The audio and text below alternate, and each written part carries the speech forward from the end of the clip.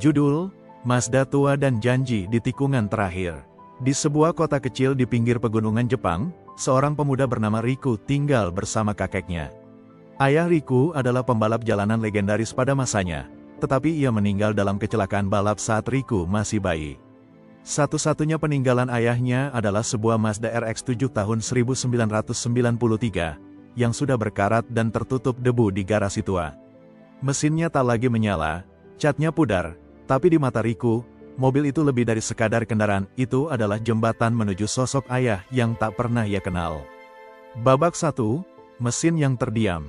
Riku tumbuh dengan cerita-cerita kakeknya tentang bagaimana ayahnya dulu menaklukkan tikungan pegunungan dengan RX-7 itu.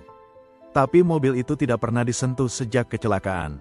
Seolah-olah, mobil itu juga sedang berkabung.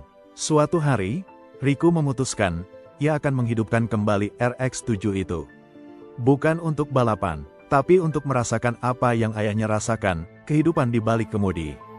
Dia bekerja siang malam, belajar otodidak dari forum-forum mobil tua, menghabiskan tabungan untuk onderdil langka, dan memohon bantuan mekanik tua yang dulu sahabat ayahnya.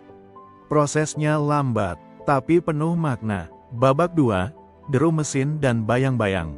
Setelah berbulan-bulan, suara khas rotary engine akhirnya terdengar di pagi hari yang dingin. RX-7 itu hidup kembali, seperti naga tua yang terbangun dari tidur panjang. Tapi kabar tentang RX-7 ayahnya menyebar. Seorang pembalap muda dan arogan dari kota, Kazuo, menantangnya. Katanya, jika Riku ingin benar-benar menghormati ayahnya, ia harus membuktikan diri di arena yang sama, jalanan pegunungan yang legendaris itu, yang dulu menjadi medan laga ayahnya, dan tempat ia kehilangan nyawanya. Kakek Riku menolak. Ia takut sejarah terulang. Tapi Riku berkata, aku tidak balapan untuk menang. Aku hanya ingin menyelesaikan perjalanan yang ayah mulai. Babak 3, Tikungan Terakhir. Malam itu, RX-7 tua dan mobil sport modern Kazuo berhadapan di bawah sinar bulan.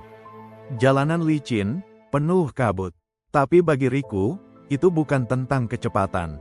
Ia mengikuti intuisi. Setiap tikungan, setiap desiran angin, seolah membimbingnya. Di tikungan terakhir, tempat ayahnya dulu kehilangan kendali, Riku melambat.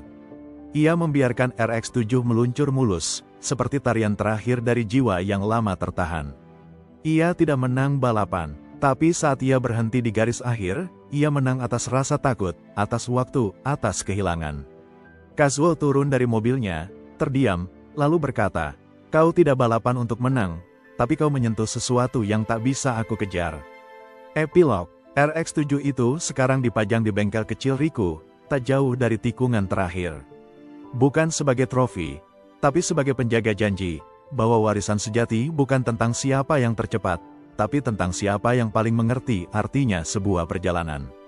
Kalau kamu suka cerita ini, aku bisa kembangkan jadi novel pendek, atau buat versi animasi, komik. Mau cerita serupa tapi tentang mobil lain juga bisa. Kamu ada model Mazda favorit atau lokasi khusus yang ingin dimasukkan? Anda bilang, lanjutkan. ChatGPT bilang, tentu, mari kita lanjutkan cerita. Mazda Tua dan Janji di Tikungan Terakhir, ke bagian lanjutan setelah balapan, fokus pada perubahan hidup Riku, dan bagaimana RX-7 itu menjadi lebih dari sekadar mobil tua. Babak 4, Nafas Mesin, Nafas Kenangan. Beberapa minggu setelah balapan itu, Riku tak bisa lepas dari perasaan aneh setiap kali duduk di kursi pengemudi. Bukan rasa takut, bukan euforia, tapi rasa kedekatan. Seolah setiap getaran di setir, setiap bunyi deru rotary engine, adalah napas ayahnya yang menyapa.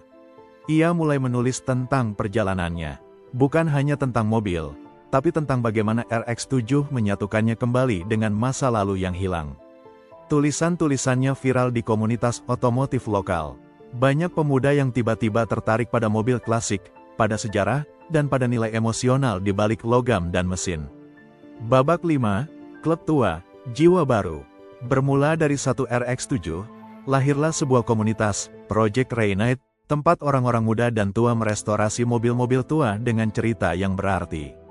Tidak sekadar menghidupkan mesin, tapi juga menghidupkan kenangan, persahabatan, dan warisan. Kazuo, si pembalap arogan, juga bergabung. Tapi kini ia lebih pendiam, lebih reflektif. Ia menjadi pengajar teknik mengemudi, bukan lagi pemburu piala. Dalam satu sesi, ia berkata, "Kadang, kita mengemudi terlalu cepat sampai lupa kenapa kita mulai mengemudi." Babak 6, Surat dari Masa Lalu. Suatu hari, kakek Riku memberikan sebuah kotak kecil. Isinya, sebuah surat dari ayahnya, yang ditulis seminggu sebelum kecelakaan. "Untuk anakku, Riku, jika kau membaca ini, mungkin